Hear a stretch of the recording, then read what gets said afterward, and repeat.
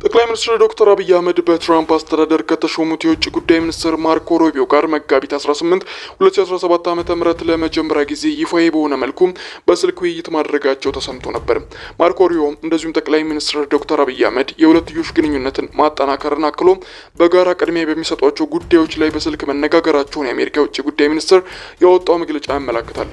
ሀገራቱ በአፍሪካ ቀንድ መረጋጋትን ማምጣት አንድ የውይይታቸው ርዕስ እንደነበር የውጭ ጉዳይ ሚኒስትሩ ቃል አቀባይ ታሚ ዋቢ አድርጎ ገልጿል።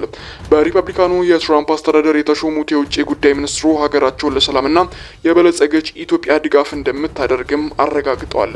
ትራምፕ በመጀመሪያ አስተዳደራቸው ወቅት ግብጽ የህዳሴ ግድብን ታፈነደዋለች ማለታቸውን የኢትዮጵያ መንግስት ያሳዘነ ጉዳይ እንደነበር ከዚህ ቀደም ይታወሳል።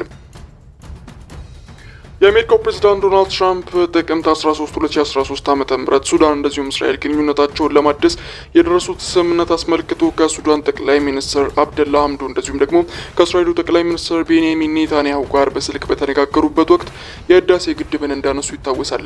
ግብጽ በዚህ መንገድ መቀጠል ስለማትችል ሁኔታዎች አደገኛ ናቸው። ግብጽ የህዳሴ ግድብን ታፈነደዋለች፣ አሁንም በግልጽ እናገራለሁ፣ ግብጽ በድጋሚ ታፈነደዋለች በማለት በተደጋጋሚ ሲናገሩ እንደነበር ከዚህ ቀደም ለማስተዋል ተችሏል። ስምምነት ለሀገራቱ ባቀርብም ኢትዮጵያ ስምምነቱን ሳትቀበል ቀርታለች። እንደዚህ ማድረግ አልነበረባትም። ይህ ትልቅ ስህተት ነው። በዚህ ምክንያት የምንሰጣቸውን ብድር ሙሉ በሙሉ አቁመናል ሲሉ መናገራቸው ይታወሳል።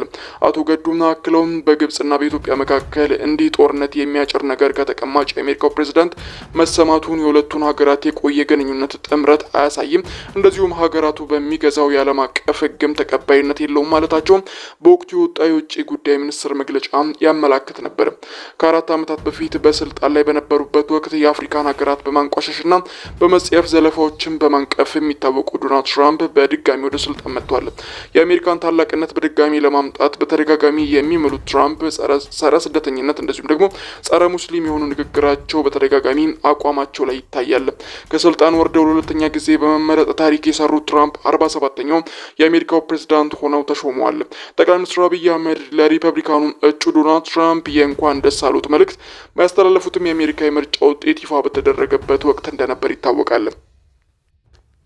ባለፈው ዓመት ጳጉሜ ወር ፕሬዝዳንት ጆ ባይደን ከጦርነት ጋር በተያያዘ ባለስልጣናት ላይ ማዕቀብ መጣል የሚታወስ ሲሆን ፕሬዝዳንቱ ትዕዛዝ በተጨማሪም ለ1 ዓመት እንዲራዘም መደረጉ ይታወቃል።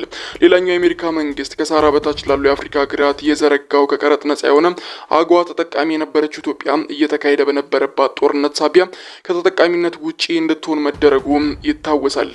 ማዕቀቡ የኢትዮጵያ መንግስት የኤርትራን መንግስት የአማራ ክልል አስተዳደርና የህወሓት አመራሮችን ተጠያቂ ያደረገ እንደነበር ይታወቃል። እቀባው ግጭቱ እንዲራዘም አስተዋጽኦ ያደረጉ ሰብአዊ እርዳታ ተደራሽነትን ያደናቀፉ ተኩስ አቁሙን የተከላከሉ በቀጥታ ጥያቄ የሆኑበት ወይም ደግሞ ተባባሪዎች ላይ ያነጣጠረ እቀባት እንደነበር ይታወቃል።